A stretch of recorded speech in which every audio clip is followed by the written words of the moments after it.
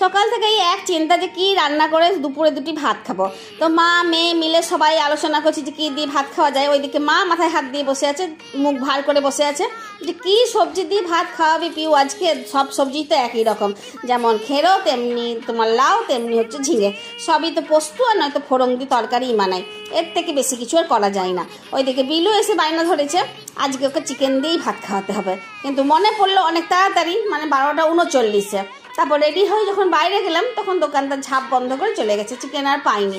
ঘরে ফিরে এসে আর কী করবো, ওই জলীয় সবজি দিয়েই গ্রীষ্মকালের রান্না তৈরি করে নিলাম। কিনে এনেছি সবজি বাজার করে, ফেলে তো দিতে পারবো না, তাই 4 রকম জিনিস দিয়ে 4 রকমের পদ বানিয়ে নিলাম। প্রথমে আম, পুদিনা পাতা, কাঁচা লঙ্কা বেটে একটা আমের চাটনি বানালাম, যাতে সবার মুখে শেষ পাতে একদম একদম টেস্ট জাগিয়ে তোলে। তারপরেই খেরো আর পাঁপড় ভাজা ফোড়ন দিয়ে খেরো পাঁপড়ের তরকারি করেছিলাম। লাউ কেটে নিয়ে লাউ পোস্ত কাঁচা তেল দিয়ে ছড়িয়ে করেছিলাম, বেশ খেতে হয়েছিল। আর ওইদিকে ঝিঙেগুলিকে কেটে মুগ ডাল বানিয়ে নিয়েছিলাম, বেশ মিষ্টি মিষ্টি। গ্রীষ্মকালে যেখানে সবাই বলছে যে জল খাও জল খাও, সেখানে জলীয় সবজিগুলোই বাদ যাবে কেন ভাতের থালা থেকে বলো তো? তাই আজকে জলীয় সবজি দিয়েই গ্রীষ্মকালের একটা থালি বানিয়ে নিয়েছি।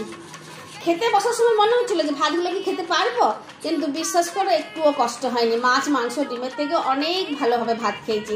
আর বিকেলে কোনো অম্বল ঢেকার তো হয়নি। বিকেল 5টার মধ্যে আবার এক থালা সবাই চানাচুর, তোমার শসা, নারকেল কুচি দিয়ে মুড়ি খেয়েছে, তার সাথে একটু করে লাল চা। তাই গ্রীষ্মকালে অম্বল গ্যাসের হাত থেকে বাঁচার জন্য পাতে থাক এই জলীয় সবজি বাহার।